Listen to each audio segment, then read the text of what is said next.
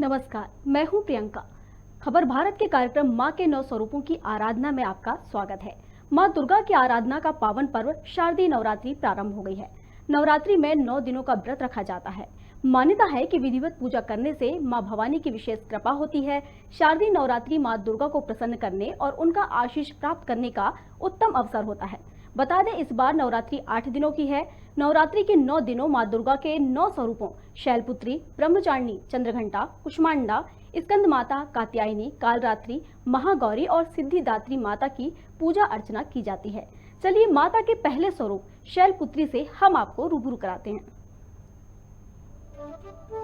शुक्ल पक्ष की प्रतिपदा को प्रथम नवरात्र होता है। नवरात्रि के पहले दिन मां के पहले स्वरूप शैलपुत्री की आराधना की जाती है। इस दिन मां शैलपुत्री की पूजा का विधान है। मां शैलपुत्री ने पर्वतराज हिमालय के यहाँ जन्म लिया, जिस कारण उन्हें शैलपुत्री कहा जाता है। मां शैलपुत्री को पार्वती, वृषभारूढ़ा भी कहा जाता है। इस दिन उपवास करने के बाद माता के चरणों में गाय का शुद्ध घी अर्पित करने से आरोग्य का आशीर्वाद प्राप्त होता है।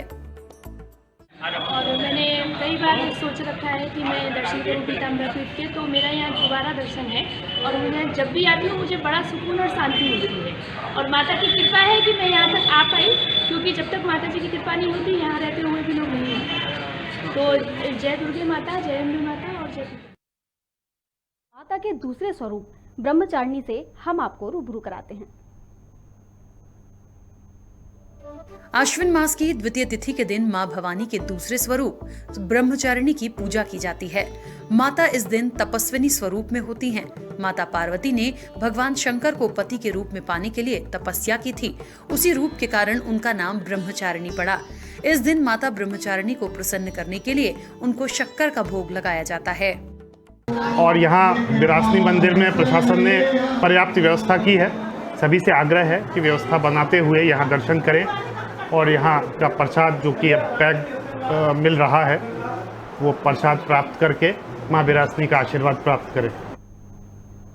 चलिए अब माता के तीसरे स्वरूप चंद्रघंटा से हम आपको रूबरू कराते हैं और हम बताएंगे कि चंद्रघंटा के इस स्वरूप का रहस्य क्या है।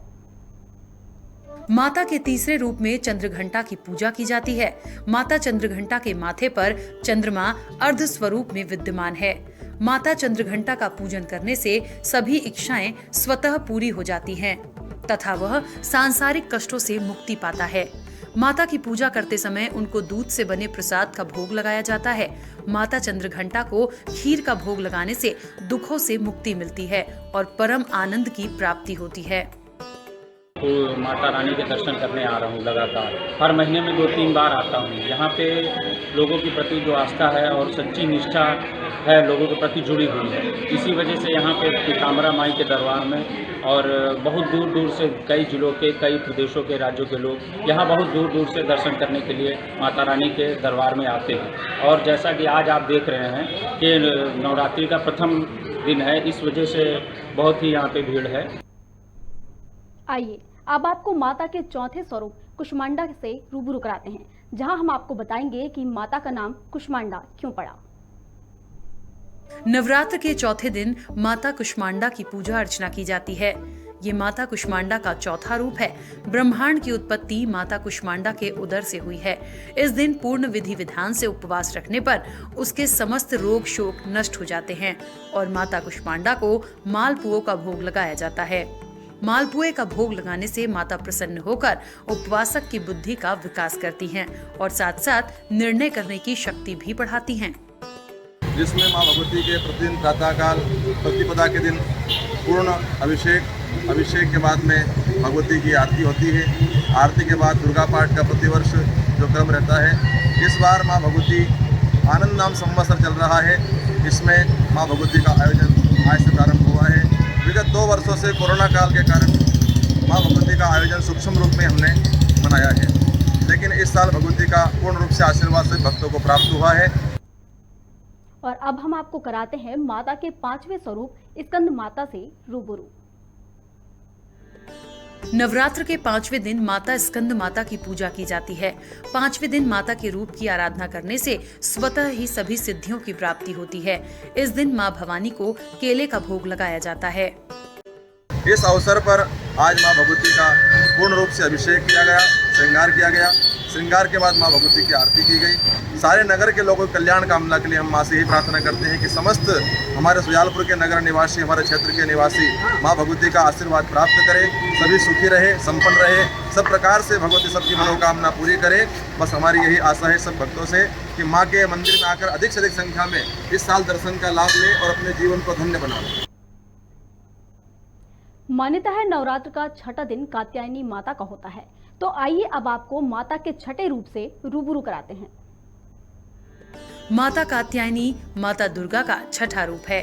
अश्विन मास की षष्ठी तिथि को माता के इस रूप की पूजा की जाती है। माता कात्यायनी ऋषि कात्यायन की पुत्री हैं। कात्यायनी ऋषि की आराधना से प्रसन्न होकर माता ने उनके घर पुत्री रूप में जन्म लिया। इसी कारण वे कात्यायनी कहलाईं। इस दिन माता को भोग में शहद चढ़ाया जाता है। ये दुर्गा जी बताती हैं कि विंध्यवासिनी के नाम से यहाँ विराजमान है और ये राजा मुरुध्वज की नगरी के नाम से जानी जाती है। इस मंदिर की कि जो भी मतलब भक्त आते हैं बाहर से नहीं माँ के दर्शन करने के लिए, तो यहाँ अखंड ज्योतियाँ और प्रसादी चढ़ा करके अपनी मन्नतें मांगती हैं। माँ ने उनकी मनोकामनाओं को पूर्ण किया।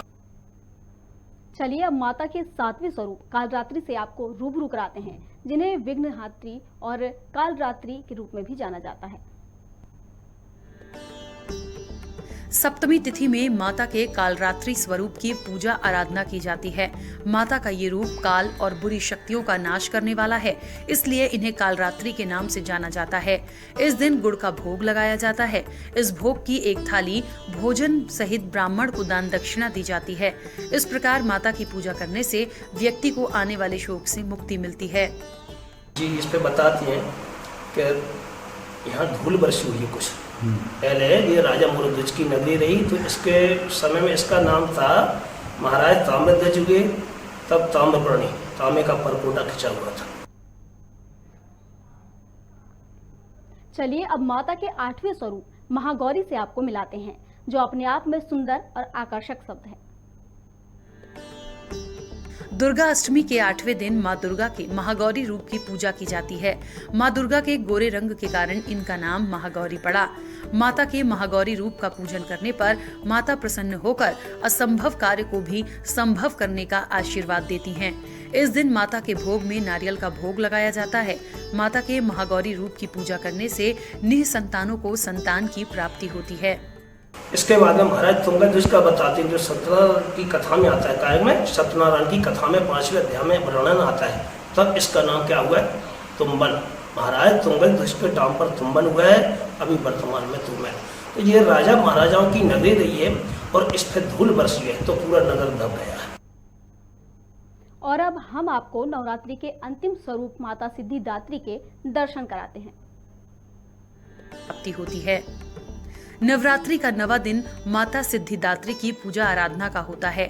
माता सिद्धिदात्री को सभी प्रकार की सिद्धियां देने वाली कहा गया है। नवरात्रि के इस दिन इनकी पूजा और आराधना की जाती है। इन्हें सिद्धियों की स्वामिनी भी कहा जाता है। 9वीं तिथि का व्रत कर माता की पूजा आराधना करने के बाद माता को तिल का भोग लगाना कल्याणकारी रहता है। कि नवरात्रि में माँ के 9 स्वरूपों की आराधना कैसे करनी है और माँ को पूजा अर्चना के जरिए कैसे प्रसन्न करना है।